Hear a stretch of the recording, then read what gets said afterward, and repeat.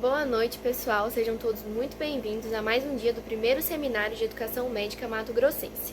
Meu nome é Larissa Paulino e eu sou representante do internato no Departamento de Assuntos Acadêmicos do CAMED 13 de Abril, na Faculdade de Medicina da UFMT. Antes de começar nossas palestras de hoje, eu gostaria de dar alguns recados. O nosso evento, ele ocorre quinzenalmente. Ele será publicado às quintas-feiras, 19 horas, no horário de Cuiabá. As inscrições já se encerraram, portanto, quem não se inscreveu não consegue mais garantir o certificado. A certificação será de 30 horas para todos os inscritos que tiveram 75% de presença. E a presença será avaliada por meio de um formulário, que estará disponível na descrição do vídeo por 24 horas a partir do momento que publicarmos a palestra. Por fim, eu gostaria de agradecer a todos a presença do nosso público interno e externo e apresentar a palestra de hoje. O tema de hoje é a integração de ciências básicas no currículo médico e será ministrado pela doutora Maria Helena Sanger. A doutora Maria Helena é médica pela PUC São Paulo, especialista em clínica médica e endocrinologia, possui mestrado e doutorado em endocrinologia clínica e pós-doutorado em ciências da saúde. Lembrando que para tirar dúvidas vocês podem utilizar os comentários do vídeo ou o nosso Instagram, @CamedUFMT. Boa palestra a todos. Recording has started. Ok. Bom, pessoal, boa noite a todos. Estamos na nossa terceira atividade da nossa seminário sobre educação médica, promovido pela Faculdade de Medicina da UFMT. E hoje eu tenho muito orgulho de ter convidado e ela ter aceito uma grande amiga minha, né? Eu estava pensando esses dias que eu fui escalado para fazer a apresentação, Maria Helena, de quanto tempo a gente se conhece. Então, a gente se conhece há cerca de 29 anos já, que foi em 91. Então, a queridíssima professora, a doutora Maria Helena Sanger, ela é médica endocrinologista, né, fez a sua pós-graduação onde a gente se conheceu. A endocrinologia fez na própria PUC, né, de Sorocaba, e o mestrado e doutorado fez na Unifesp na década de 90, quando a gente se conheceu. Né? Depois ainda ela fez um pós-doutorado na Unicamp, né, na área de ciências médicas, e é uma pessoa que, além de atuar muito, né, na endocrinologia, é um dos expoentes da endocrinologia do Brasil, ela, há vários anos, tem militado no sentido bom da palavra, né, nessa seara da educação médica, né, tanto participando de vários congressos da Associação Brasileira de Educação Médica como palestrante, os congressos paulistas, que são muito bons também, e já está há vários anos como coordenadora do curso de medicina da PUC de São Paulo, né, cujo campus que funciona é em Sorocaba. E quando a gente estava organizando essa série de eventos, né, eu falei, claro, eu pensei em chamá-la por motivos óbvios, né, aí eu falei, deixa eu dar uma olhada no Lattes dela, o que ela fez de trabalho nessa área, e me chamou bastante atenção, realmente, esse tema, né, que é a integração das ciências básicas no currículo médico, porque esse realmente é um esforço muito difícil que normalmente se faz de trazer a dita ciência básica mais próximo da aplicação médica, né? Porque todo mundo entra no curso achando que vai ser médico de uma hora para outra, e normalmente, principalmente, né, na minha época, da Maria Helena também, do currículo altamente tradicional, a gente ficava bombardeado nas tais ciências básicas, sem qualquer conexão e correlação com a parte clínica. Então, eu acho que essa discussão vai trazer uma luz importante para isso. E eu, particularmente, acho bacana, porque eu também atuo em ciência básica e atuo na área clínica, eu acho esse tema um desafio. Então, em nome da Faculdade de Medicina, em nome do Centro Acadêmico da UFMT, eu agradeço muito a professora Maria Helena Sanger ter aceito o nosso convite, e que para mim é sempre um prazer encontrá-la, e espero conhecer a casa da represa. Um abraço. Tomara que não falte oportunidade. Francis, é uma alegria, porque a gente tem tantas boas lembranças dessa década de 90, que quase que foi ontem, né? E aí,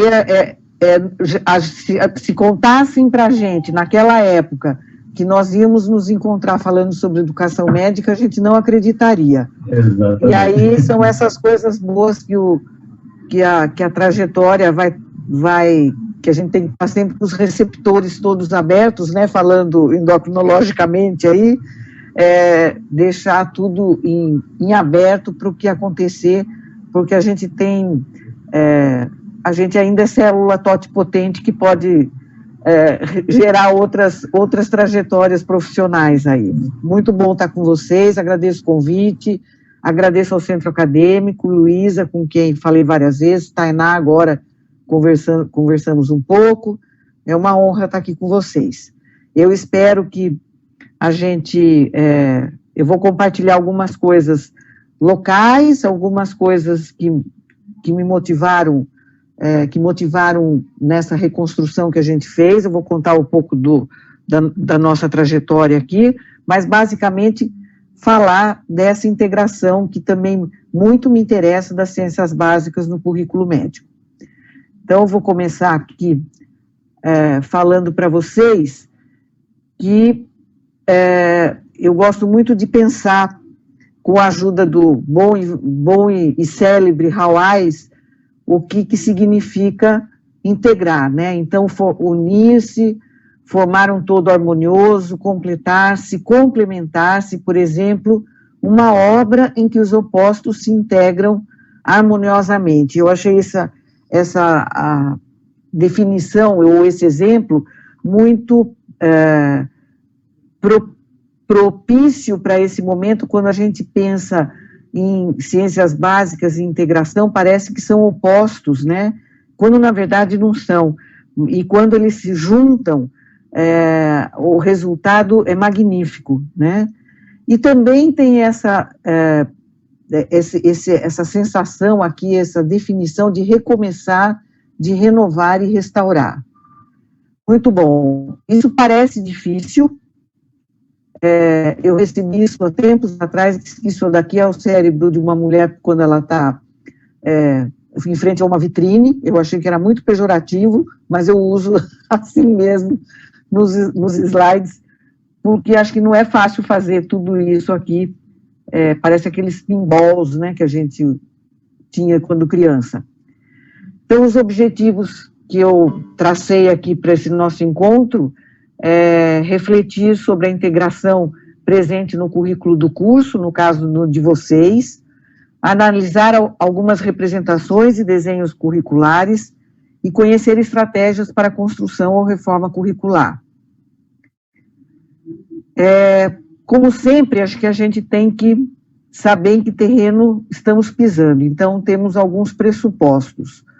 Um deles é por que professor tem que pensar sobre o currículo, qual é o nosso papel. Então, diante desse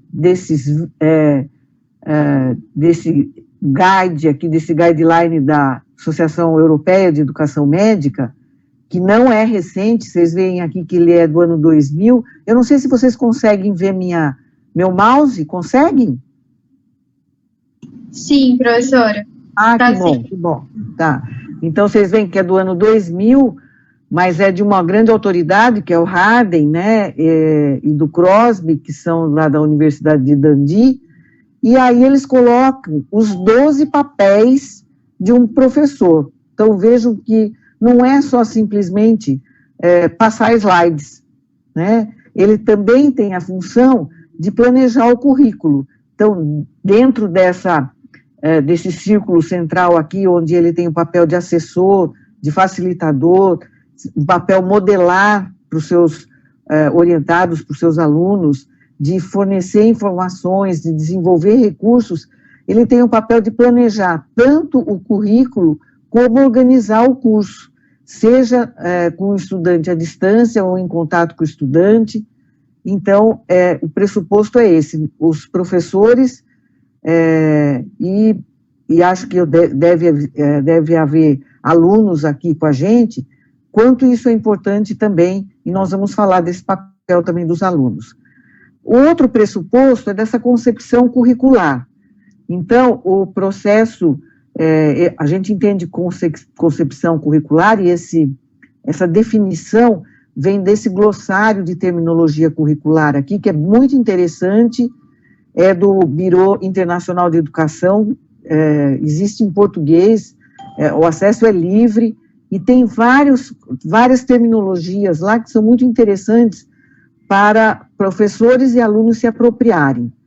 Então, a concepção curricular aqui é entendida como um processo de construir os componentes de um currículo de modo significativo, a fim de abordar questões fundamentais, como o que precisa ser aprendido, como e por quê, quais os recursos necessários e como se avaliará a aprendizagem. Então, tendo esses dois pressupostos aqui, eu vou começar a contar para vocês algumas coisas sobre literatura. Então, esse artigo do New England, ele é de 2006, quando o relatório Flexner estava completando 100 anos, um século, né? E por que eu estou utilizando isso daqui? Porque na primeira frase aqui, ele diz que a educação médica parece estar sempre num estado contínuo de desconforto, e isso é muito importante. Acredito firmemente que isso é uma dos diferenciais dos cursos de medicina. A gente está sempre tentando pensar como é que a gente pode melhorar. E Flexner, dentro desse artigo, ele é lembrado o que ele quis fazer com o seu do seu relatório, que é tão famoso, né? Então, ele diz aqui que ele previu, né, o conhecimento científico num contexto livre de um contexto e em termos de valores neutros, é visto como sendo a fonte primária do conhecimento médico e do raciocínio. E esse conhecimento, isso que se pensa, ele é embasado pelas ciências básicas, e a academia se acomodou menos confortavelmente nas práticas clínicas e na orientação moral que é necessária para a prática bem-sucedida da medicina. No entanto, Flexner não tinha essa intenção, não era isso que ele tinha previsto. Ele disse que tal conhecimento não devia ser único, nem mesmo ser a base predominante para a tomada de decisões clínicas. Depois de 15 anos que ele fez o seu relato, o Flexner veio a acreditar que o currículo ele estava exageradamente pesado, né? Ele sobrepujava os aspectos científicos da medicina numa exclusão dos aspectos sociais e humanísticos. Vejam aqui, eu estou trazendo isso, porque nós vamos falar das ciências básicas, mas pensem nos aspectos sociais e humanísticos. E ele escreveu em 1925, a medicina científica na América, jovem, vigorosa e positivista, é hoje tristemente deficiente nos seus backgrounds, nos seus arcabouços, né, no que a ampara do ponto de vista filosófico e cultural. Ele, indubitavelmente, estaria desapontado em ver em que extensão isso nós atingimos. Então, não são só as ciências básicas que foram deixadas de lado e coisas para a gente continuar pensando a respeito. E aí, por que eu estou colocando isso? Porque há uma coisa muito interessante. Em quem quer mudança, todos nós, mas quem quer mudar, na verdade, são muito poucos que querem sair da zona de conforto. Isso vale para qualquer ser humano, e no contexto da academia, desde funcionários, desde professores, alunos e até a gestão. Se você não se transformar, o voo vai ficar sempre a dever, não vai acontecer. E aí eu vou trazer mais um artigo E vocês veem que eu estou num aspecto histórico aqui, de 1978, que saiu no Journal of Medical Education sobre as doenças do currículo. Esse autor, ele durante os últimos 20 anos, ele tinha visitado quase que metade de todas as escolas médicas, como consultor. E ele viu que havia problemas recorrentes que ele resolveu descrever nesse artigo como as doenças do currículo. Então, são 9 entidades que eu vou passá-las aqui. Uma delas, a primeira, é a currículo-esclerose, que tem a ver com uma forma extrema de departamentalização. O departamento se sobrepõe à própria escola, há uma territorialização do curso, e o número de horas alocadas naquele departamento é visto como um prêmio ou uma medida de importância daquele departamento.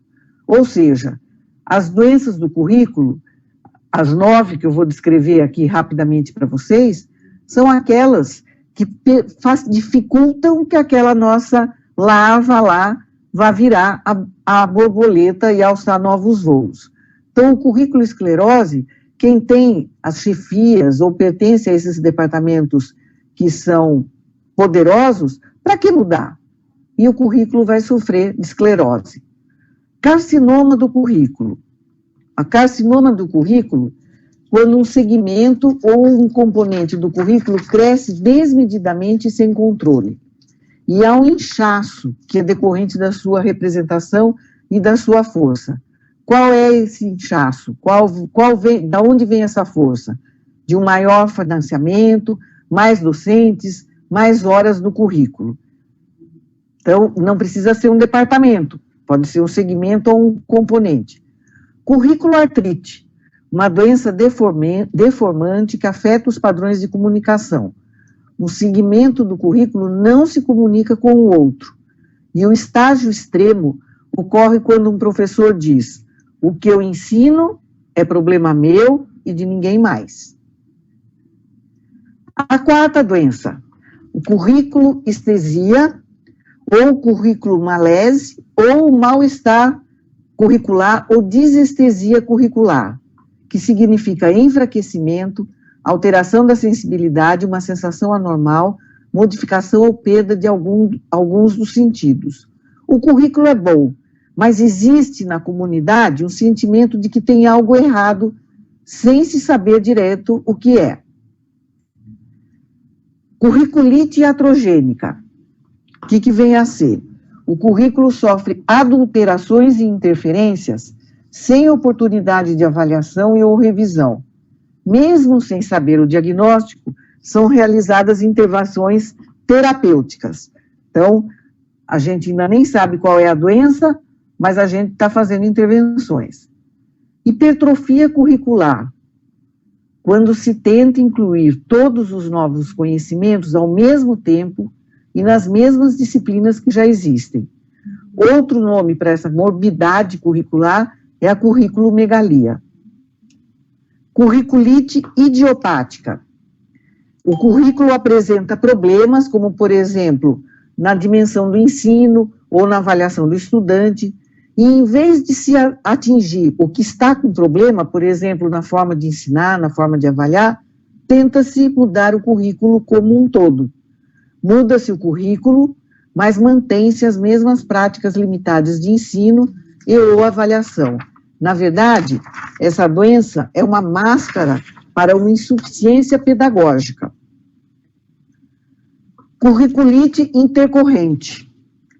As escolas que insistem que sua missão é formar cientistas, investigadores e não profissionais graduados, médicos, por exemplo.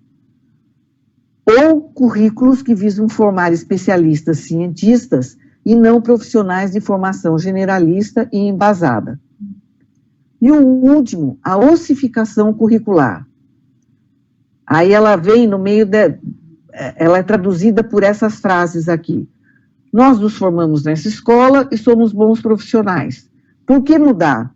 Sempre fizemos desse jeito, por que devemos mudar? Então, 9 entidades ainda sem CID, hein, gente? Mas que a gente pode contribuir nessa tarefa aqui que eu vou propor.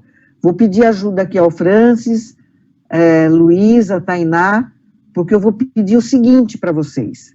Baseando-se nessas 9 entidades, quem está aqui com a gente, como classifica o currículo que está sendo oferecido durante seu curso de graduação? Reflita e justifique usando a lista apresentada. Que lista? O slide seguinte vai ter as 9 doenças com esse pequeno resumo. Considere também que o currículo vivenciado pode ser totalmente saudável. Se assim for, justifique. Como é que vocês vão... A minha sugestão para a gente dinamizar um pouco isso, que a gente dê um tempo para vocês pensarem, refletirem, e aí nós vamos compartilhar, ou oralmente, ou pelo chat. Então, daí eu vou pedir, como eu estou compartilhando aqui minha tela, eu vou pedir para a ajuda aí do Francis e das meninas, para a gente ler ou dar a palavra, dar a voz para quem quiser contar um pouco das doenças, dos currículos e vivenciados. Então, estão aqui as 9 entidades nosológicas, que eu acho que não sei se vocês conheciam, e aí eu vou dar um tempinho para vocês pensarem e começarem a escrever e expor oralmente o que vocês acham. Sem nenhuma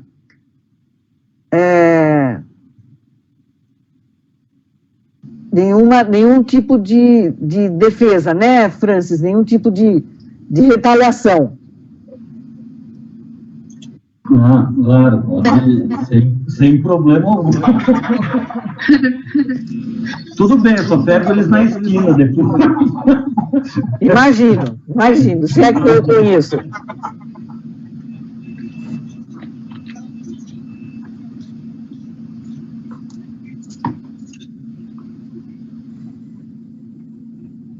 Eu acho que, na minha opinião, ultimamente, o que mais tem acontecido é esse imagens de drone foram feitas por um grupo de salva-vidas. Agora, olha só a reação do surfista quando ele saiu. Eita, meu Deus. Alguém tá com o áudio ligado. Mas eu acho que, na minha opinião, ultimamente, o que mais tem acontecido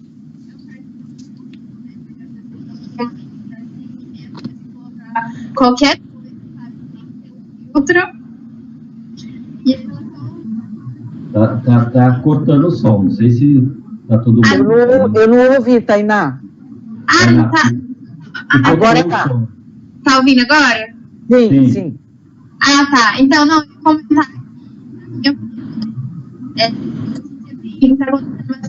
Acho que você tem que reposicionar seu microfone. Não... Eita. É porque o meu microfone, ele tá ruim. Deixa eu ver se eu vou colocar o... Peraí. Isso, melhor, sempre melhor.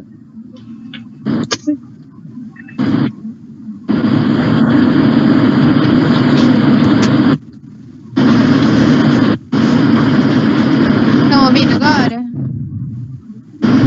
Sim. Mas tá com chiado e danado. Tá puxando. E agora? Melhorou. Melhorou? Eita. Tá meio ruim. Tá. Vou voltar, será?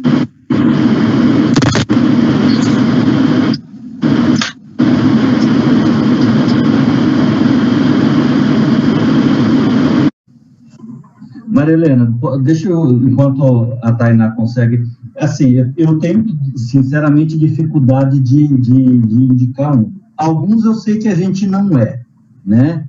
Então, eu acho que, assim, a escola daqui é uma escola, assim, relativamente jovem, né? O curso é de 1980, né? Que começou, e já há vários anos aí fez uma mudança curricular, introduzindo metodologia ativa. Então, saiu um pouco dessa zona de conforto, mas, obviamente, tem que progredir, tem que modificar, né? Então, essa questão aqui, ó, curriculite intercorrente, né, eu acredito que não seja mesmo, né,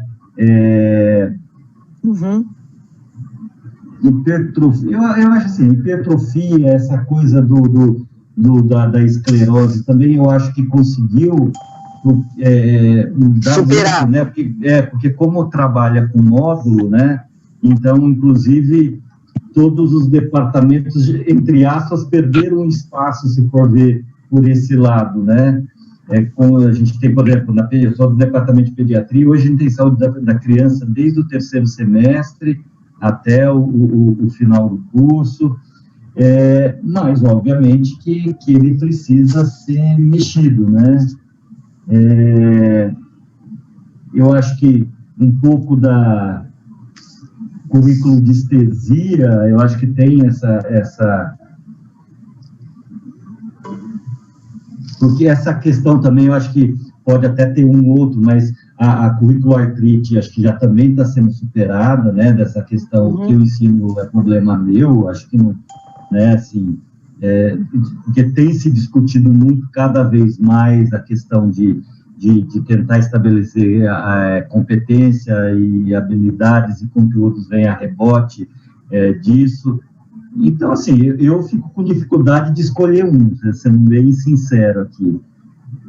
Mas se a gente pensar em como a gente foi formado, né, Francis? Então, sim. Eu sou formada aqui em Sorocaba, não tenho dúvida de que meu currículo sofria desse... esclerose, né, o meu também. Esclerose e de hipertrofia curricular, porque a gente foi pegando foi captando uma série de novas disciplinas, mesmo endocrinologia, que é a minha área de formação, ela era muito recente, e aí você vai introduzindo, o outro reclama porque teve uma redução e fica jogando-se isso nas costas de uma... E tem muito aquela coisa do efeito fundador, né, que é o termo que a gente usa em genética, né, de repente tem um grande expoente de uma área, que aí ele consegue uma grande carga horária, né, dentro das disciplinas, e depois você tem dificuldade de remanejar essa carga horária, porque ele sempre teve aquela carga horária extrema, né, e fica difícil de lidar com essa, entre aspas, perda de poder, né. Não sei se tem alguma coisa aí, alguma contribuição no chat, ou alguém quer comentar?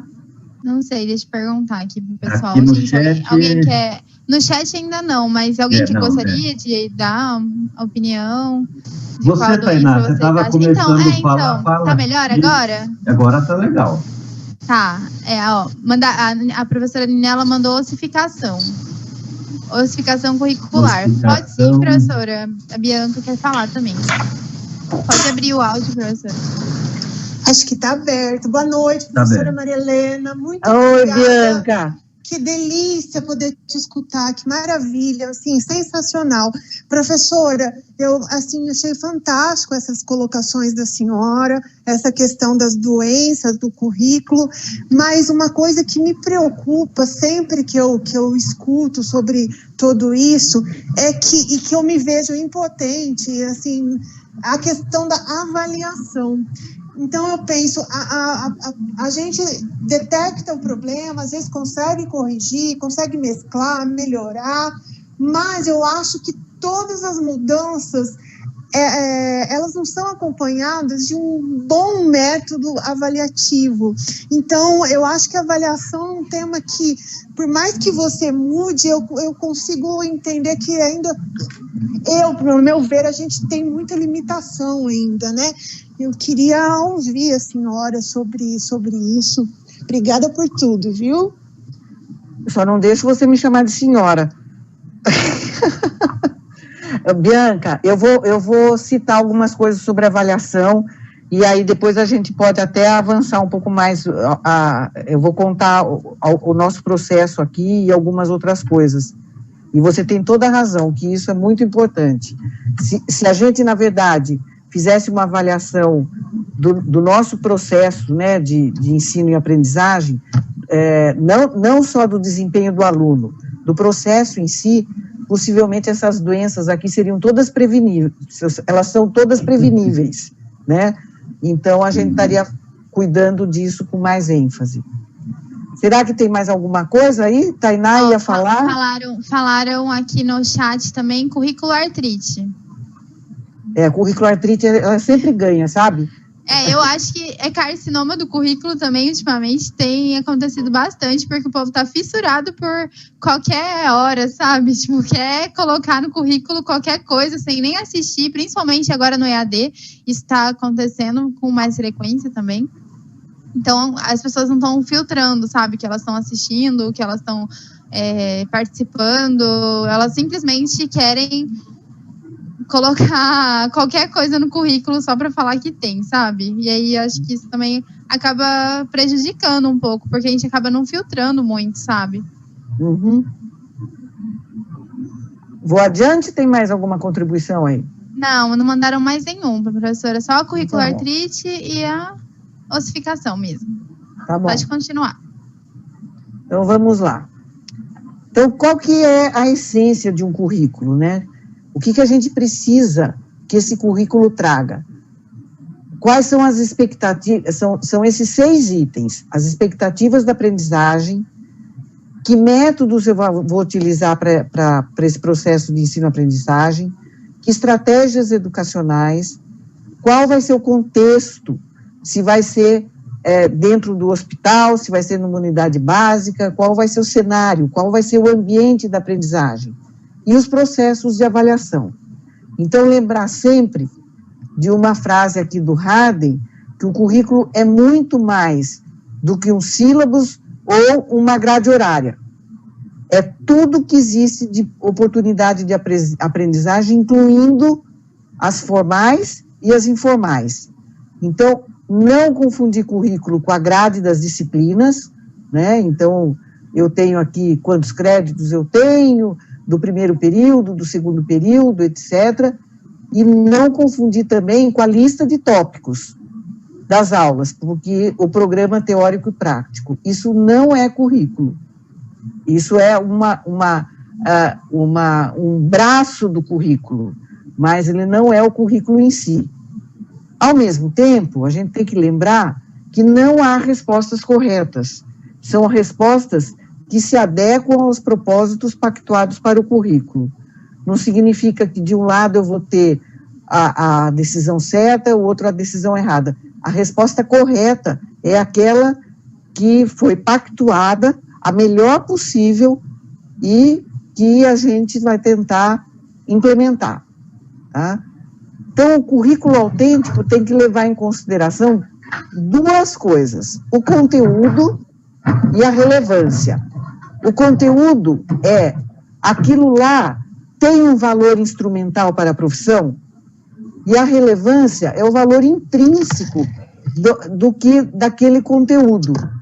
Se eu tenho uma relevância, não tenho relevância, e o conteúdo também não tem nenhum valor instrumental para a profissão, esse currículo não é um currículo que vai levar a um bom profissional. Ele vai levar uma torre de marfim, aquela onde ficam só as pessoas fazendo grandes pensamentos, etc., e que está diametralmente oposto ao currículo do mundo real, que é o currículo que tem alta relevância e que tem um valor intrínseco, uma relevância muito alta também. Então, um valor instrumental alto, tá?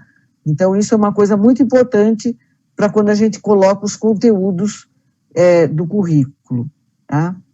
Em relação a planejar o currículo, é sempre definir, e o desenho vai ser sempre um local onde as batalhas são travadas, entre professores e alunos, gestão e professores. Então, não adianta, isso daqui é palco para batalhas mesmo, tá? E quais são as vantagens se eu consigo integrar um currículo? Reflete a prática da medicina no dia a dia, motiva os alunos, relaciona a teoria com a relação entre a teoria e a prática, torna a aprendizagem mais efetiva, é um dos princípios da aprendizagem de adultos, evita duplicações desnecessárias. Então, se a gente pensar, há uma melhor relação custo-efetividade, custo-benefício, promove colaboração e comunicação entre os membros da comunidade acadêmica, que, na verdade, é o que falta, que é o mais importante para a gente abandonar a arena de batalhas. Há ainda uma dificuldade enorme da gente trabalhar colaborativamente e da gente se comunicar efetivamente, tá? Aí eu vou trazer para vocês um artigo também do Harding, que é a escala da integração, a escada da integração, que é um instrumento para planejar o currículo e para sua avaliação. Então, vejam que essa escada tem 11 degraus. Eu vou citar alguns deles e vou colocar a definição que o Harding coloca. Ele publicou isso inicialmente nesse artigo do Medical Education e está no livro dele, de uma forma bem resumida, de 2017. Então, o isolamento. Veja que a gente está falando de novo de algumas idiosincrasias aí de doenças curriculares, né? No isolamento, e ele coloca esse desenho, né? Eu tenho departamentos ou disciplinas com professores especialistas, e o currículo se organiza sem considerar outras disciplinas. Eu não olho para os meus vizinhos. E aí existem, então, múltiplos programas educacionais. A harmonização. Então, se vocês olharem aqui, eu tenho isolamento, aqui eu começo a ter uma certa ligação. A organização curricular em que os professores das diferentes disciplinas consultam e se comunicam sobre seus conteúdos, mas ainda tem múltiplos programas educacionais. Então, é a harmonização. Outro degrau dessa escada é o compartilhamento, em que alguma parte do ensino é compartilhada entre 2 departamentos ou disciplinas. Então, eu consigo ter conteúdos em que eu tenho uma convergência e compartilhamento daqueles conteúdos entre departamentos ou disciplinas. O multidisciplinar é a organização curricular que tem convergência já de diversas disciplinas em um programa educacional. E as disciplinas ainda, porém, são identificadas nitidamente, mas eu tenho uma organização com maior convergência. O interdisciplinar, se a gente voltar aqui, a gente viu isolamento, a gente viu harmonização, a gente viu compartilhamento, o multidisciplinar, eu vou voltar lá, tem a convergência, e o interdisciplinar, que tem uma convergência já de várias áreas em um único programa educacional, e as disciplinas perdem a sua identidade. E, por fim, o que é baseado, o transdisciplinar, no mundo real, né, que seria o ideal, onde eu não tenho nenhum limite, é baseado no abrir a porta e entrar, por exemplo, um paciente que eu sequer imagino qual vai ser a queixa que ele vai apresentar, ou uma família que vai apresentar um determinado problema, ou uma comunidade que vai ter uma necessidade de intervenção, é o mundo real. Eu não tenho limites definidos, tá? Difícil, continuamos com isso de uma forma que é bem difícil, sim. Aí as possibilidades de integração curricular. Então, o contexto e a necessidade, esse artigo é de 2015, do Valdes e do Iglesias, sobre os desafios para os cursos de graduação na área da saúde. E ele começa assim: quem, estudante ou professor, ou em curso superior da área da saúde, que não ouviu, disse a seguinte frase: se a prática profissional é integrada, por que aprendemos em disciplinas e cursos totalmente isolados e fragmentados? Qual seria a resposta para isso? Então, ele coloca aqui uma figura que existe, que é uma figura clássica do que seria o ideal. as ciências básicas terem um forte componente nos anos iniciais e depois fazerem uma interface importante com o ciclo clínico e depois diminuírem. Eu vou já dar minha opinião, que é o que a gente tem tentado fazer aqui em Sorocaba, que é trazer as ciências básicas para o ciclo clínico lá no internato, revisitar as ciências básicas no internato, e tem sido uma coisa muito interessante para professores e alunos. Quais são as vantagens dessa integração? O conhecimento adquirido dentro de um contexto e articulado com outros saberes correlatos é muito mais facilmente recuperado quando necessário para a prática profissional. A diversidade das fontes de aprendizagem em diversas disciplinas, diversas profissões, auxiliariam para uma melhor compreensão do mundo do trabalho. E, finalmente, os currículos integrados aumentariam o interesse e a motivação dos estudantes, levando a uma aprendizagem com maior profundidade e mais significativa, que é também princípio de aprendizagem de adultos, com quem a gente lida. E em 2014, no Medical Teacher sai esse guideline importante, que é como é que você promove essa integração curricular na educação médica. Então, eles colocam esse gráfico, onde o termo na literatura de currículo integrado é avaliado quantitativamente, né, de 1983 até 2013, lembrando que esse artigo, então, é de 2014. E olha só como isso vai tendendo a aumentar exponencialmente nos últimos anos, né, mais recentemente. E aí, o que se diz? Que há 3 áreas que são muito importantes para você favorecer a integração. Tem que haver sincronicidade na apresentação para os alunos do material. Evitar a tendência a diminuir a importância das ciências básicas. E as definições têm que ser unificadas. Então, são 3 que eu considero itens muito importantes para que a gente possa afirmar que a gente tem um currículo integrado. Isso vale tanto para ciências básicas como para outras áreas, tá? E qual é a necessidade da experiência prática precoce, né, e da responsabilidade social na educação clínica?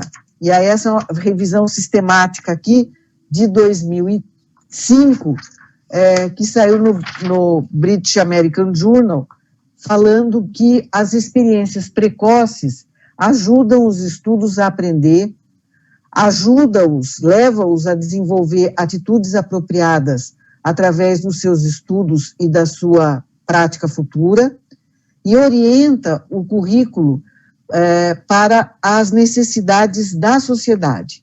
Então, a gente não tem que ter receio em fazer uma afronta a um mito que é dito na educação médica, de que as ciências, o conteúdo básico tem que vir antes do prático.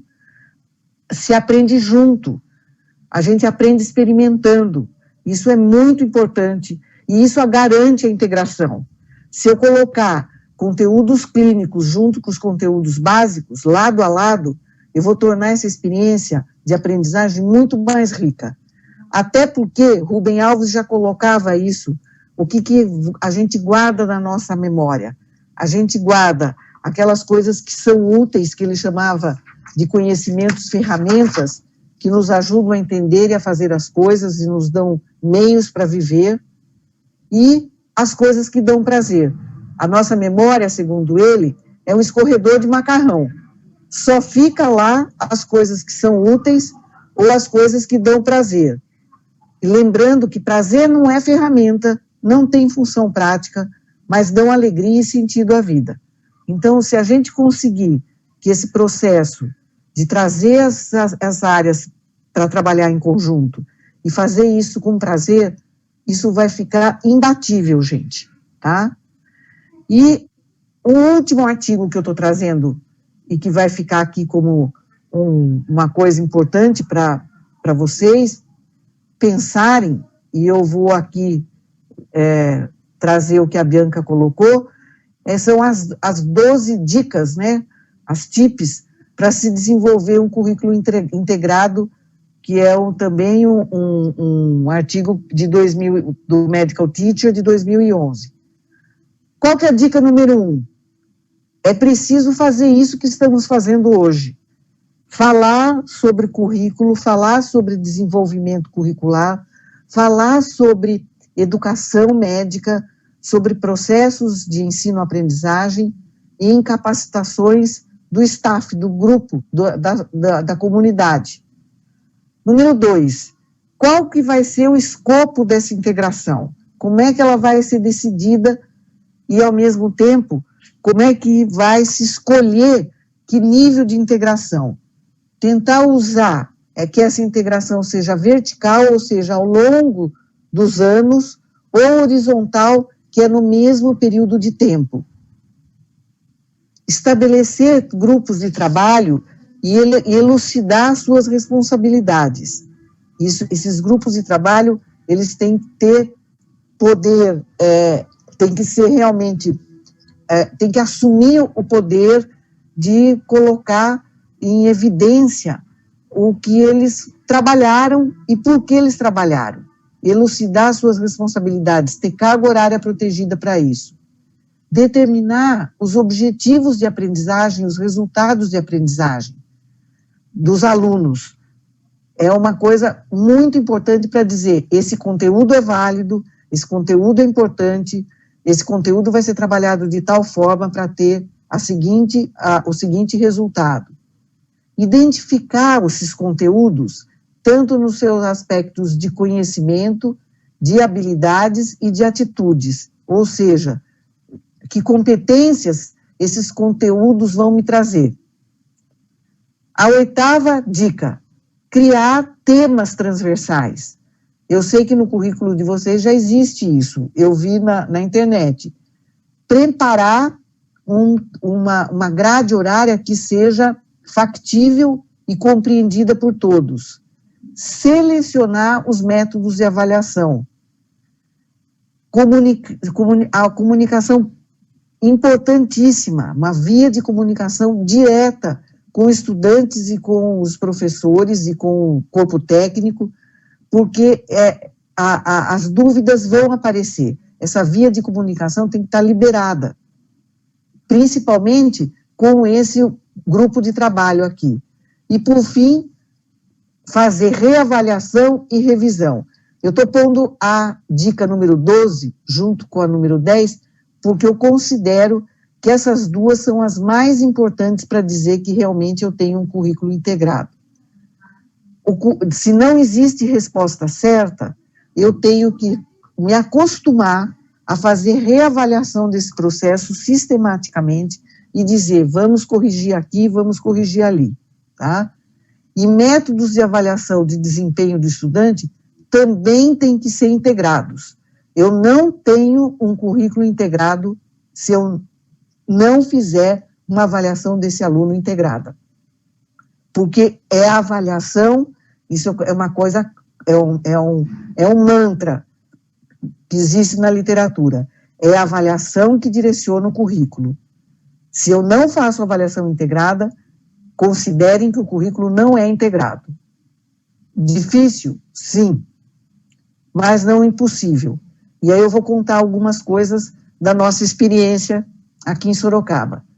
Sorocaba, então, ela se formou como um curso de medicina em 1949, foi a primeira escola médica de uma cidade do interior do país. Até então, só existiam cursos de medicina nas capitais, e esse é o nosso campus.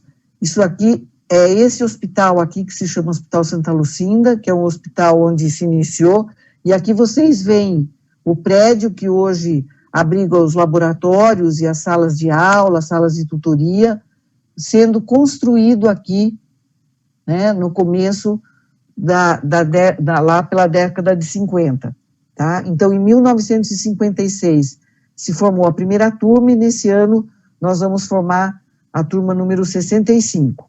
Então, é uma escola, um curso antigo, e que por isso mesmo vinha formatado numa lógica própria para essa época em que foi construído, mas que se perdurou até recentemente, razoavelmente recentemente. Então, nós fizemos a grande mudança de transformação curricular em 2006, e esse fluxo de reavaliação contínua fez com que de 4 em 4 anos a gente esteja passando por mudanças curriculares. Então, uma consolidação do currículo aconteceu em 2010, onde a gente tinha módulos por sistemas orgânicos, respiratório, digestório, etc., para temas menos disciplinares. Em 2014, a gente passa a um currículo com a turma que ingressou para um internato já de 3 anos, e em 2018, quando essa turma, então, chega no internato do 4º ano, a gente passa por uns ajustes finos e algumas lapidações. Então, vejam que essa trajetória, e tem aqui essa figura para ilustrar, ela não é de hoje. Isso é um processo que não é construído da noite para o dia. Ele só pode ser construído da noite para o dia, se ele for imposto. E imposição é definhar aquele curso, não significa nada. Então, hoje a gente tem, no primeiro ano, o eixo de mecanismos regulatórios fundamentais da vida humana, os módulos horizontais, que têm, então, a integração entre as diversas áreas ao longo daquele ano. Então, os módulos horizontais de comunicações celulares, humorais e interpessoais, respiração e circulação. E os módulos verticais que ocorrem longitudinalmente do 1º até o 3º ano, um que é baseado basicamente no ensino na comunidade, que é a prática de atenção à saúde, as habilidades que têm a ver com toda a semiologia, relação médico-paciente, comunicação, e os estudos orientados, que eu vou contar mais adiante a vocês o que eles representam. Aí, no segundo semestre do 1º ano, a homeostase dos fluidos corpóreos e o metabolismo energético, e os mesmos módulos, então, aqui verticais, agregados dos estudos eletivos que ocorrem todos os anos no segundo semestre, e aí deixa de haver os módulos horizontais para ter a opção dos alunos pelos eletivos de um rol de possibilidades que eles podem optar por fazer. No segundo ano, o eixo é a manutenção da espécie, com os horizontais de movimento, sensações e emoções, inflamação, reparo e regeneração no primeiro semestre. No segundo semestre, mecanismos de agressão e defesa, princípios terapêuticos farmacológicos e não farmacológicos. E vocês veem que continuam as habilidades, a prática de atenção à saúde, os estudos orientados, e aqui no segundo ano a gente tem dois conteúdos importantes que têm a ver com uma disciplina que, na verdade, ela é regimental, que se chama Introdução ao Pensamento Teológico e Teologia em Diálogo com a Saúde, mas que elas estão integradas dentro do nosso currículo. No terceiro ano é o ciclo da vida, com os módulos de gênese e desenvolvimento, infância, puberdade e adolescência, idade adulta, trabalho e família, senescência e morte, tá? Aí nós temos como é que esses módulos são trabalhados. Então, as atividades ou módulos, elas são trabalhadas com diversas estratégias. A aprendizagem baseada em problemas, a aprendizagem baseada na prática em equipes, a aprendizagem baseada na reflexão, a mentoria, a problematização, e a única ocasião em que os 100 alunos são têm o mesmo conteúdo ao mesmo tempo, os 100 alunos daquele ano, é nas chamadas sustentações teóricas que ocorrem uma vez por semana, mas que a gente tenta que elas também utilizem de metodologias ativas. Esse daqui é a nossa matriz horária do primeiro ano. Vocês veem que eu tenho as sessões de tutoria da aprendizagem baseada em problemas, com a abertura do problema acontecendo na segunda-feira e fechamento às quintas-feiras, e aqui é a forma que aqueles módulos horizontais são desenvolvidos. Então, todos os problemas têm a ver com aqueles módulos horizontais que estão sob aquele eixo ou condutor daquele ano. O módulo da prática de atenção à saúde, de habilidades, essas sustentações aplicadas têm a ver também com o desenvolvimento dos módulos horizontais. Então, são os conteúdos que necessitam de práticas laboratoriais ou que servem, basicamente, de aplicação de conceitos que foram aprendidos, mas que precisam sofrer a necessária aplicação para guiar a aprendizagem dos alunos.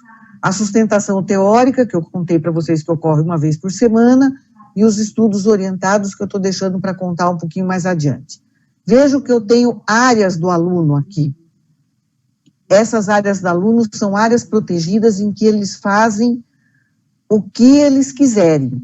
E, dentre elas, estudar, porque eles têm um problema para fechar aqui, eles têm coisas para apresentar nas habilidades, nas sustentações, e eu também tenho estudos autodirigidos aqui, em que esses alunos podem ter espaços para poder desenvolver sua aprendizagem, sua autoaprendizagem. O segundo ano é basicamente o mesmo desenho, e no terceiro ano, as sustentações aplicadas que ocorrem em 2 períodos passam a ocorrer em um período só, mas as habilidades crescem, né, e eu consigo, então, preparar melhor esses alunos que já vêm desde o primeiro ano com o trabalho junto a pacientes, junto às famílias, e assim sucessivamente. Essa área do aluno também serve, por exemplo, para que ele faça monitoria. Então, está aqui assinalado que nesse número 1 aqui, esses alunos que aqui estão no terceiro ano, eles podem ser monitores para o segundo ano em habilidades, porque o segundo ano, neste horário, está tendo habilidades. Eles podem ser também monitores para o primeiro ano na sustentação aplicada. Vou mostrar para vocês. Está tendo sustentação aplicada aqui, né, na quarta-feira à tarde, certo? No primeiro ano, na quarta-feira à tarde. Então, ele pode ser monitor no laboratório de anatomia, no laboratório da biologia celular, na histologia, assim sucessivamente, tá? E no terceiro ano, por exemplo, ele pode ser monitor na sustentação aplicada para o segundo ano. Então, é essa a ideia da construção dessa matriz horária, para que esse aluno possa fazer suas monitorias, suas iniciações científicas, suas atividades complementares em horários que lhes são protegidos dentro da matriz horária, tá? E aí nós temos o quarto, o quinto e o sexto ano, com as grandes áreas do internato já previstas para aprendizagem baseada na prática como a estratégia principal em que o internato é construído, como é de todas as escolas, e a ideia da gente trazer esse internato para o quarto ano é justamente isso, trazer esses alunos para o mundo real o quanto antes, sob supervisão, mas sair dos muros do prédio de tijolos, e lá onde a medicina acontece. E aí nós temos tido grandes experiências de fazer isso junto com algumas coisas das áreas básicas. Exemplo, internato de moléstias infecciosas, onde são retomadas os fundamentos de parasitologia, de microbiologia. Outro exemplo, na gineco-obstetrícia, especialmente na gineco, todas já tem conteúdos ligados a laboratório de biologia celular para lembrar carcinogênese e assim por diante, tá? E a avaliação? Nós temos a dimensão formativa contemplada nos diversos módulos horizontais e verticais, com os instrumentos que devem ser aplicados nas sessões de tutoria, na sustentação teórica, na sustentação aplicada, nas habilidades. This session is no longer being recorded. Parou a gravação. Os modelos The recording estruturados. started. This session is no longer being recorded.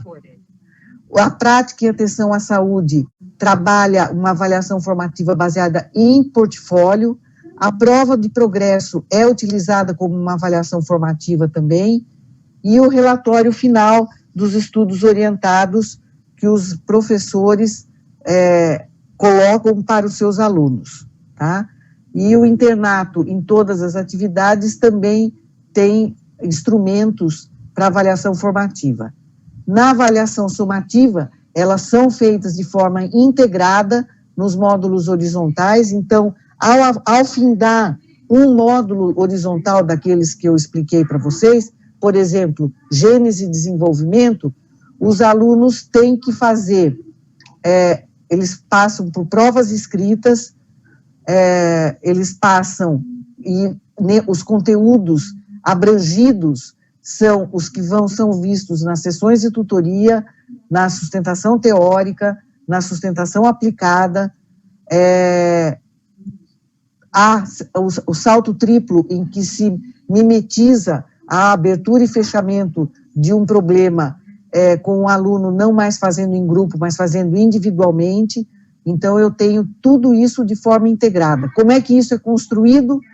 Os professores encaminham suas sugestões, desde de problemas do salto triplo, desde o que eles abordaram nas sustentações, e eles encaminham para uma comissão que faz o delineamento disso, faz a revisão desde grafia, desde verbo que é utilizado, que tipo de conhecimento que eu vou resgatar quando eu faço aquela determinada questão, e é feito um blueprint, ou seja, é feito um arcabouço, como se fosse uma planta baixa, de aonde eu tenho, daqueles objetivos de aprendizagem, confrontando os objetivos de aprendizagem que existem naquele módulo, que a gente espera que o aluno alcance, e como que aquilo está sendo cobrado, se é via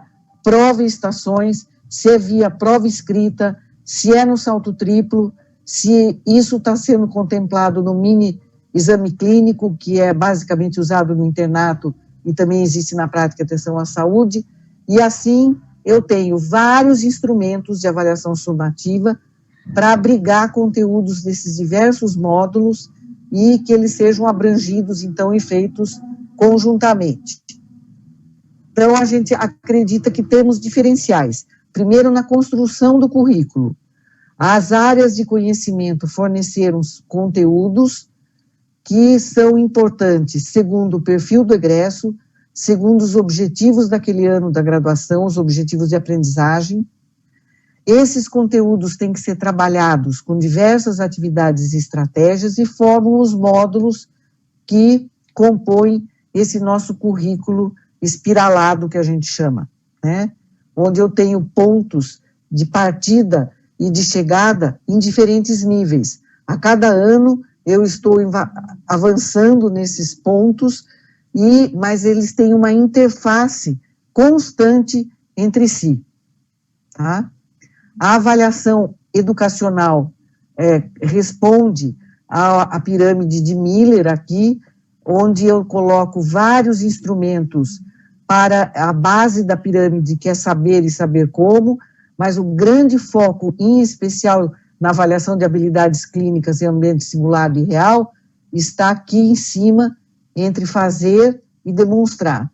E quanto mais se avança nessa pirâmide, quanto mais eu subo na pirâmide, mais autenticidade profissional eu vou ter. Ou seja, eu estou avaliando aquele aluno muito próximo do que ele vai, ao que ele vai enfrentar quando ele se tornar um médico já formado, tá? Nossa avaliação, ela é critério referenciada, ou seja, os instrumentos são referenciados por critérios, e os alunos recebem conceitos exemplar, satisfatório ou insatisfatório em cada avaliação somativa. Esse instrumento referenciado por critérios, ele é mais efetivo, segundo Glaser, para o desempenho da pessoa frente a objetivos previamente definidos. Então, ele é muito mais adequado para avaliar melhoria no desempenho. Nós tínhamos antes um currículo que era por notas, como vários de nós fomos formados, 7, 7,5, 8, e daí o que é 7,5 para mim, para o meu colega da mesma disciplina, poderia ser 6, e aí eu faço uma média aritmética simples e digo que aquele indivíduo merece 6,80 e qualquer coisa, né? E aí ele fica por 0,2 para o 7, que é considerado o que ele deveria passar sem exame, e assim sucessivamente.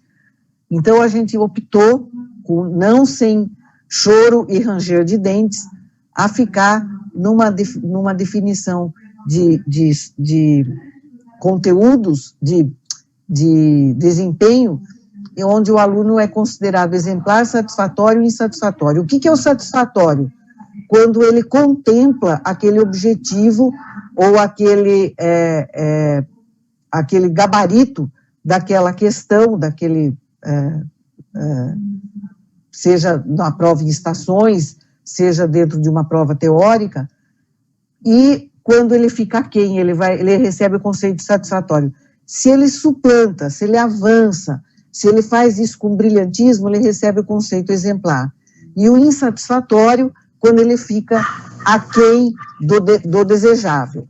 E o aluno só progride para o próximo ano se ele obtém conceito satisfatório ou exemplar em todas as suas avaliações.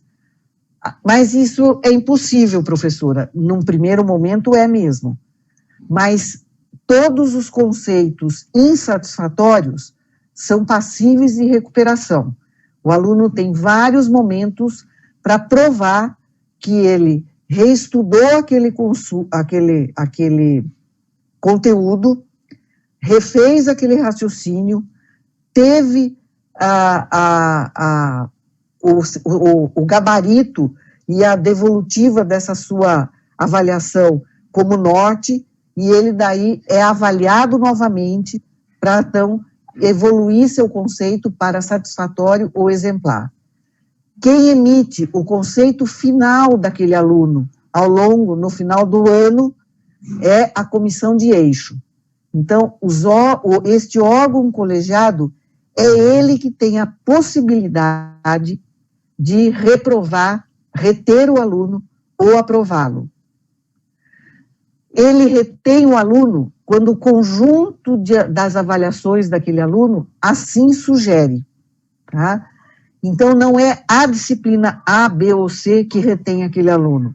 É essa comissão de eixo que olha todo aquele conjunto da obra daquele aluno. Ela então é reunida para exame dos casos em que há desempenhos considerados insatisfatórios. Analisa-se o prontuário do aluno e o relatório final que é entregue pelos mentores que atuam nesse módulo de estudos orientados. O que são, afinal, então, esses nossos diferenciais? A concepção curricular, ela é dita crítico-reflexiva e dialógica, utiliza de diversas técnicas do processo de ensino, na dependência dos objetivos de aprendizagem, utiliza de diversos instrumentos de avaliação formativa e somativa, a avaliação é referenciada por critérios, há estudos e oportunidades de recuperação, o internato com 3 anos de duração, o cenário de prática, felizmente nós temos muitos e vários inovadores exemplos, como desde pacientes que são institucionalizados, sejam da infância e adolescência, seja na sua fase já de senescência. As decisões são todas colegiadas, não é o professor que reprova o aluno, tá? E aí a gente tem esse módulo de estudos orientados que pratica mentoria. O que ela vem a ser? Mentoria é a estratégia utilizada por um professor médico para oferecer suporte pessoal e estimular o desenvolvimento profissional ao futuro médico na modalidade dos estudos orientados. O mentor é aquele que, por ser mais experiente, pode contribuir para a formação de um jovem iniciante, auxiliando-o no enfrentamento de problemas e nas escolhas e diferentes desafios encontrados ao longo do caminho do seu desenvolvimento. Ou seja, o mentor, ele é aquele que vai ajudar não só a oferecer esse suporte profissional, mas a trabalhar profissionalismo.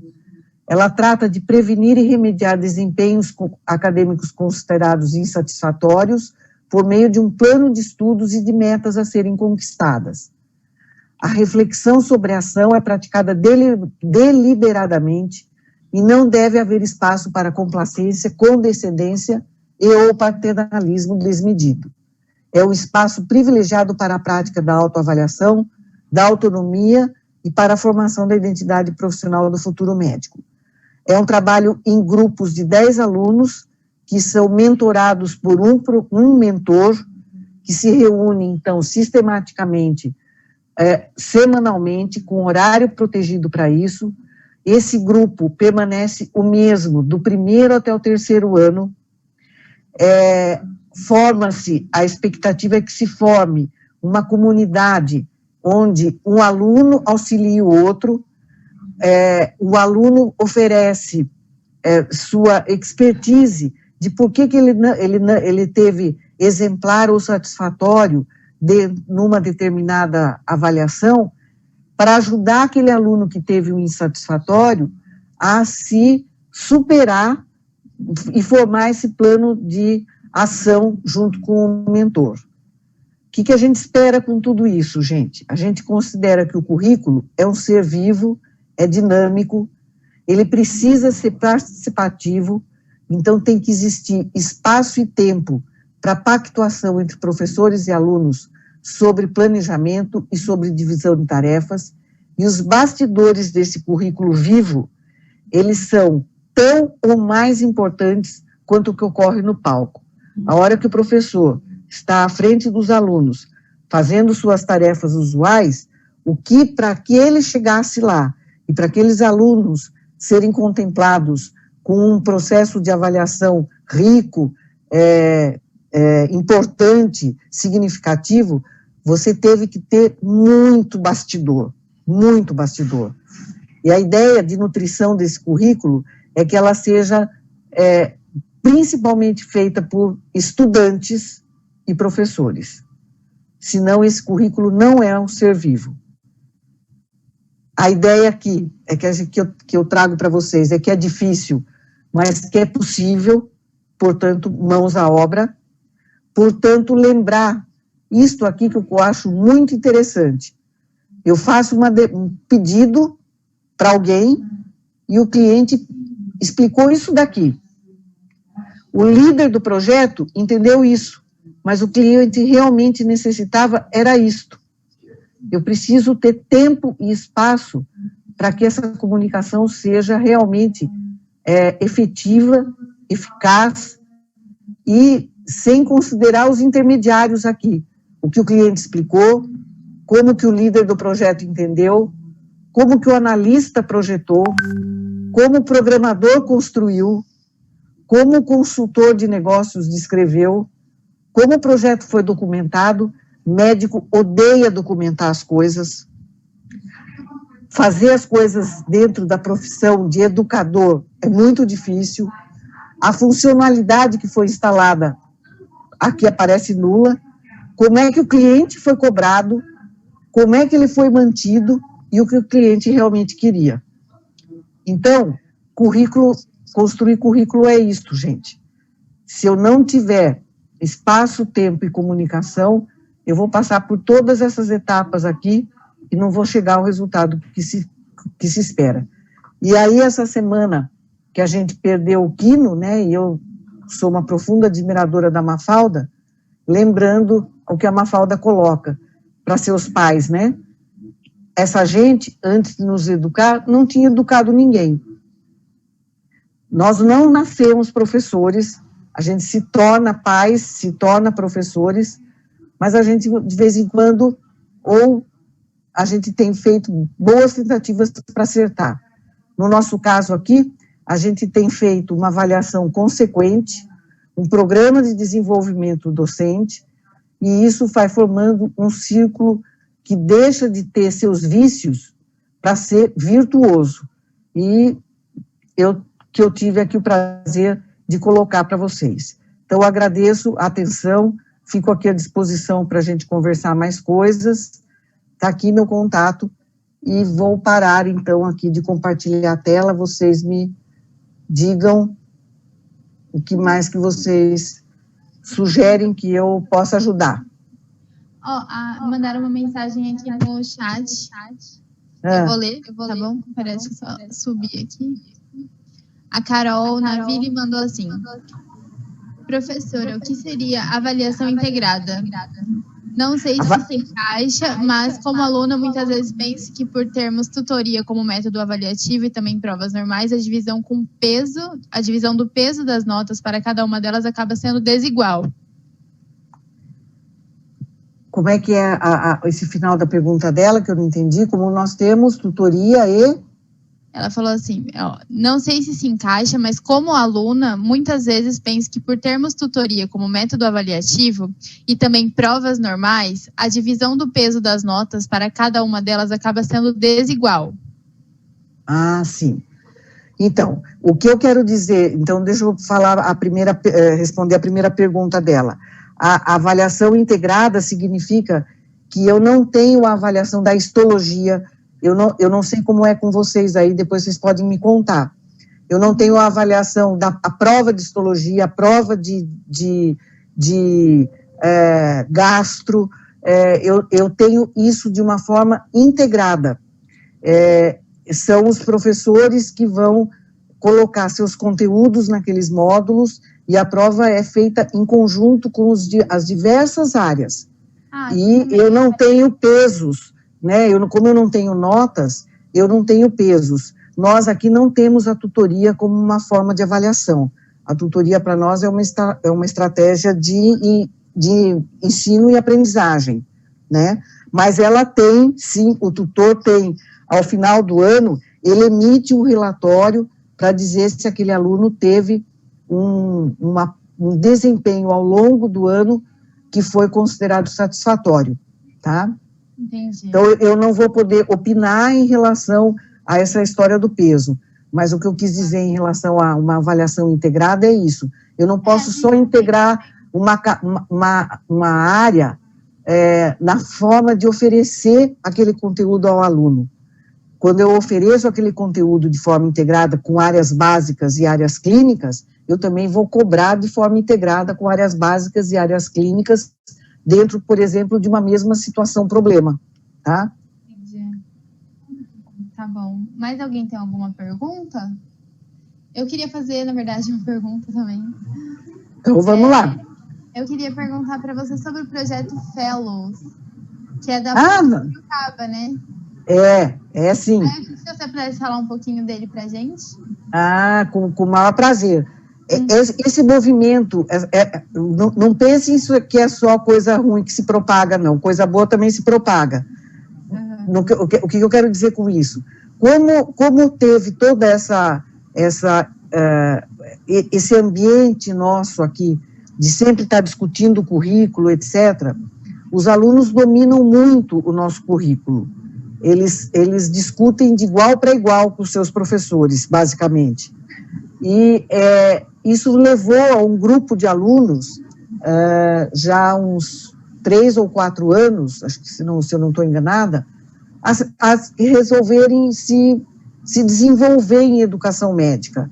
E aí culminou com esse projeto que foi formado pelos alunos, tem alguns tutores entre os professores, e hoje eles ocorrem, eu não sei se tem alguém de vocês que já participou, ele ocorre aberto para algumas atividades presenciais, antes do Covid, e algumas atividades à distância, que os alunos podem se inscrever.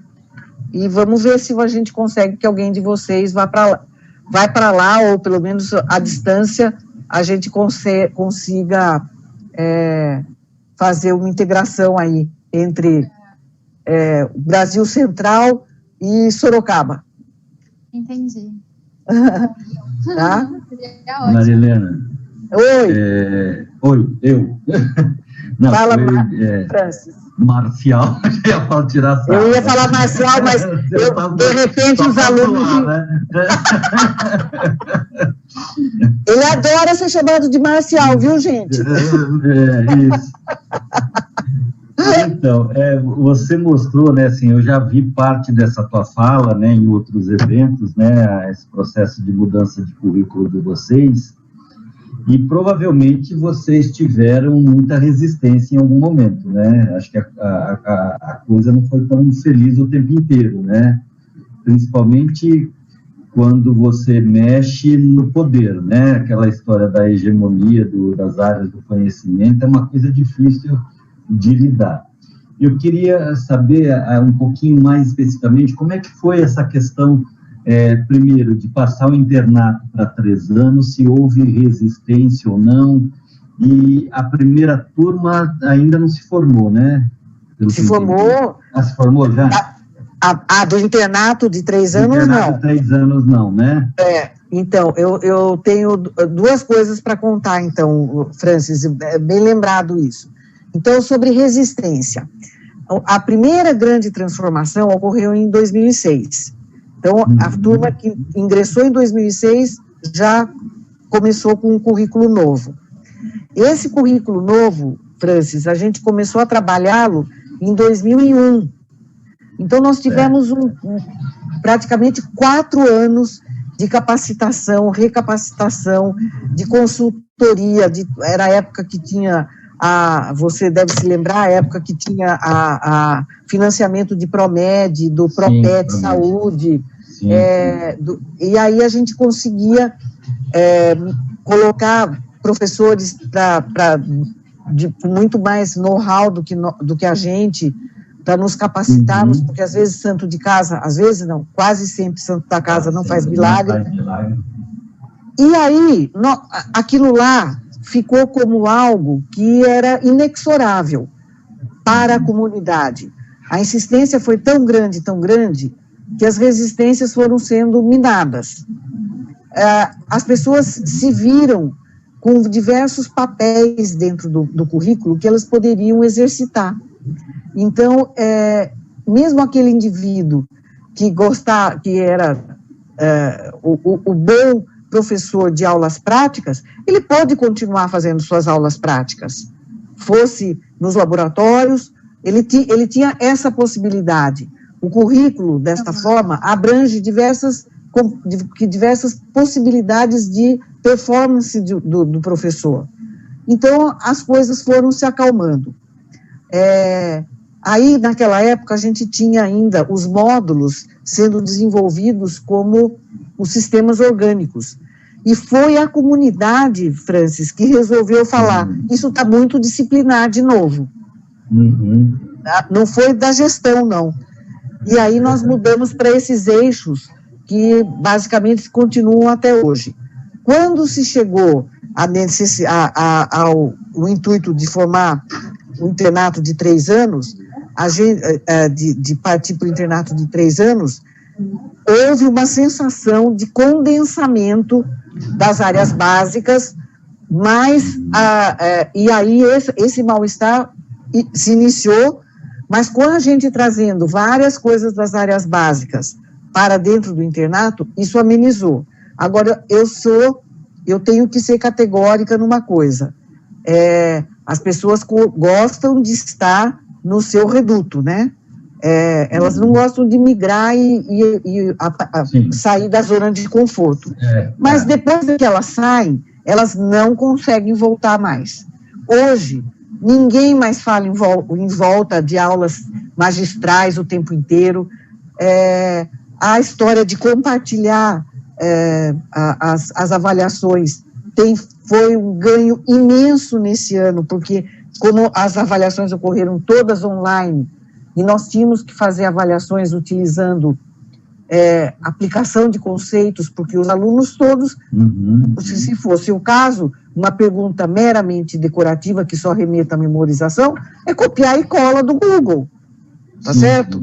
Então, a gente teve que rever todo o processo de elaboração de questões, e foi muito interessante, tá, nesse sentido.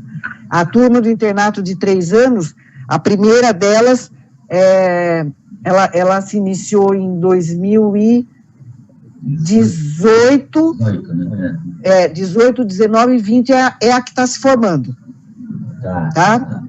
Esse ano. Legal. E como é que tem sido essa experiência de, como você bem falou, de inserir os conhecimentos, conteúdos, né, e atividades das ditas disciplinas básicas lá no internato?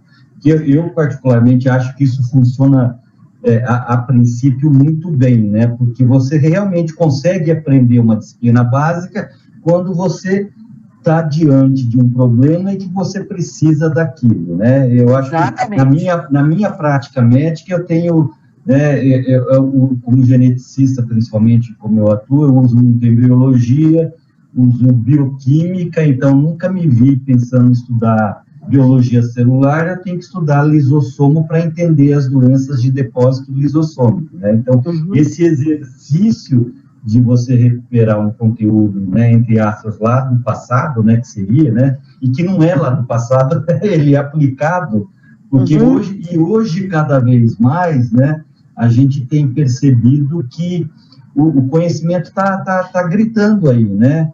Quem ganhou o prêmio Nobel aí de Química que saiu foram aquelas 2 pesquisadoras que fizeram um trabalho com edição genômica, né? Então, temos que estar super aí na moda, né, e outras questões que estão realmente juntando o conhecimento dito básico com a necessidade real.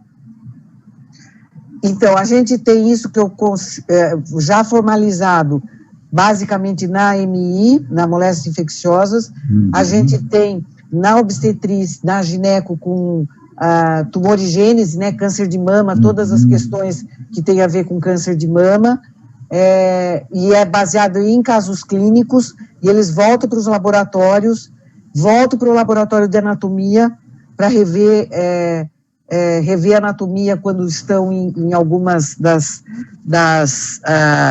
diárias que assim se justificam. Enfim, a gente tem tentado de todas as formas trazer aproximar de novo na época do internato. E acho que tem sido um bom resultado, viu, Francis? Vamos ver onde mais.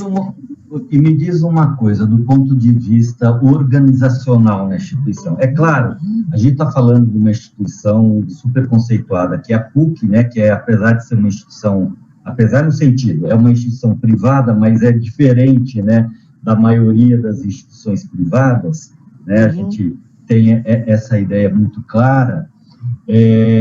Como é que fica, por exemplo, vocês, na hora que vocês vão fazer um concurso, vocês fazem um concurso com professor de bioquímica ainda ou não? A gente, dependendo, por exemplo, Francis, endocrinologia, a gente faz ambulatório de endocrinologia, eu preciso de alguém de endocrinologia, daí o concurso vai para, o processo seletivo vai pedindo esse tipo de profissional. Mas ele não vai, ao longo do seu processo lá, já está colocado que ele pode atuar de outras formas também. Eu posso ser tutora, mesmo sendo endocrinologista. Claro. Então, a gente ou então a gente pede a área de formação, mais ou menos, e sempre tentando privilegiar metodologias ativas, né? Quem já tem formação em metodologias ativas. Não, é isso na área clínica, eu acho que mais, mas a minha pergunta é mais capciosa mesmo, fala assim, como é que é feita a seleção do profissional da área dita básica? Vocês continuam contratando o professor da anatomia, o professor da histologia, o professor da embriologia, como que é? Não, a gente, quando há essa necessidade, a gente pede um profissional com formação, por exemplo, até pode ser dentro da área não médica, né? Claro. E que ele vai atuar em tal lugar. Então, aí a gente fala o lugar... Eu tô falando isso porque, assim, já participei, trabalhei em outras instituições também, a gente fica sempre nessa discussão, mas aí chega uma hora, né, que existe a questão da especificidade, né, da formação do profissional. Então, por exemplo, apesar de que, teoricamente, o professor, mesmo médico ou não médico, pode estar apto a, por exemplo, participar de uma tutoria de diversos temas, eu não tenho dúvida que quando um assunto é mais afeito a ele vai ter muito, apesar de não poder muito conduzir por isso, mas ele tem muito mais propriedade de até de pegar alguma incoerência, né? Isso é óbvio, né? Na hora de uma discussão. Não, mas a minha ideia é assim, por exemplo, na PUC continua se contratando professores por área de conhecimento, eu estou pegando pessoal mesmo da área básica, porque essa é uma angústia que eu sempre tenho mesmo, não estou querendo te provocar, não, na verdade, não estou encarando como uma provocação, não. Se houver necessidade, sim, Francis, mas eu não me lembro, estou tentando me recordar aqui, quando é que a gente pediu algum professor de uma área básica.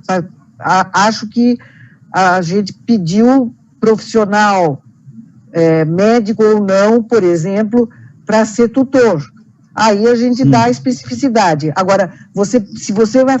Eu imagino que se eu preciso de alguém para conteúdos de embriologia, seria para a pesquisa, ou deveria ser para quando eu preciso disso para a área clínica ou para programas de residência. Aí eu vou precisar de um especialista. Entendi. Né? Porque eu acho que esse é um dos dilemas, né? Que muitos cursos fazem... Agora, eu sei que as federais também, né, Francis, tem outros impedimentos. Para a gente isso é mais fácil mesmo.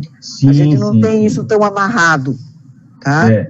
Não, a gente, por exemplo, tem dificuldade de fazer integração, por exemplo, com o curso de enfermagem, né? Assim, é difícil, por exemplo, né, de pensar que... eu sei que na instituição privada que eu trabalho, a gente, pessoal que dá a parte de interação comunitária, que aqui também tem esse nome, que vocês aí, seria aquela parte do SUS, que vocês vão nas unidades... Prática de atenção à saúde. Atenção à saúde, tem muito profissional da área de enfermagem que faz esse viés muito bem, né? E aqui a gente tem essa dificuldade, porque a gente é difícil de amarrar isso por causa da estrutura da instituição também, né? A gente tem algumas amarras aí que atrapalham um pouco, né? Mas legal, só falar... o que eu ia contar, Francis, antes que acabe aqui meu tempo, é que agora a gente está com um projeto, que é de uma orientanda minha, e nós estamos avaliando os egressos. Então, a gente acabou a coleta do questionário, é o mesmo questionário que eu já utilizei lá na Unicamp para avaliar a opinião dos egressos deles, da Unicamp, antes e depois da reforma curricular que eles fizeram, e agora a gente está fazendo em Sorocaba.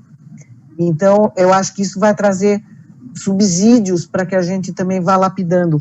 Uma outra coisa interessante que a gente colocou no nosso internato de 3 anos é atividades de gestão em saúde ligadas ao SUS, que já são trabalhadas, já eram trabalhadas no currículo, mas agora a gestão em saúde no médico como profissional, não exatamente liberal, né, porque todo mundo sabe que isso é cargo em extinção, mas, mas o que ele faz no seu consultório, o que é uma cooperativa, gestão da vida profissional mesmo. Gestão da vida profissional mesmo, Tá? Legal. E isso no internato? No internato, no 6º ano eles têm. Tá? Não, legal. Ó, tem várias mensagens aí elogiando a apresentação. A professora Sofia, que é da Interação Comunitária, parabéns, excelente abordagem, exemplo, excelente abordagem. Alguém falou, o Paulo Otávio, Fellow é show. O pessoal gosta desse projeto de vocês. Falaram bem da organização da semana de vocês, ótima apresentação, é isso. Que bom. A Tainá vai fazer alguma colocação a mais? Ou eu posso fazer as honras da casa? Mesmo. Pode fazer, fica à vontade, professor. Só agradecer mesmo. Então, Maria Helena, a gente fez esse evento, a gente está fazendo, por exemplo, a apresentação ao vivo, a gente tem aberto exclusivo para a comunidade da universidade, e posteriormente a gente coloca no nosso canal do YouTube, e aí abre para quem quiser assistir, né? Ah, que ótimo! A gente fez até para caracterizar como um projeto de extensão mesmo, né? Então, a gente utiliza, entre aspas, né, esse momento de reflexão para a gente também, e depois abre para a comunidade. Então, Maria Helena, eu queria, na verdade, só agradecer, né? Mas eu sei que você aceitou esse convite com carinho, né? Ela acabou de contar que está convalescendo aí de uma fratura, de uma queda que teve, mas mesmo assim cumpriu com o seu compromisso. A gente fica muito feliz de você ter aceito o nosso convite, né? Você sabe, você é uma pessoa muito querida nossa, quando a gente estava lembrando, quase 30 anos de amizade, nos dias, né? Pois Então, eu fico realmente bastante contente, foi show mesmo.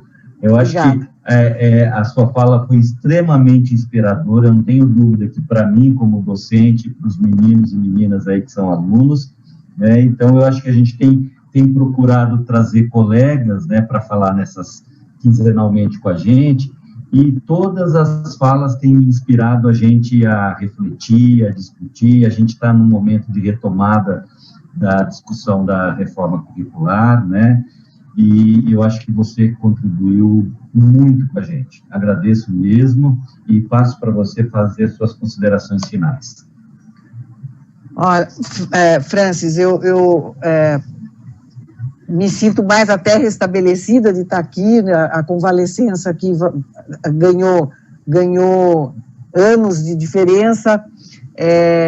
Eu acho que foi dividir essa trajetória, compartilhar dessa história.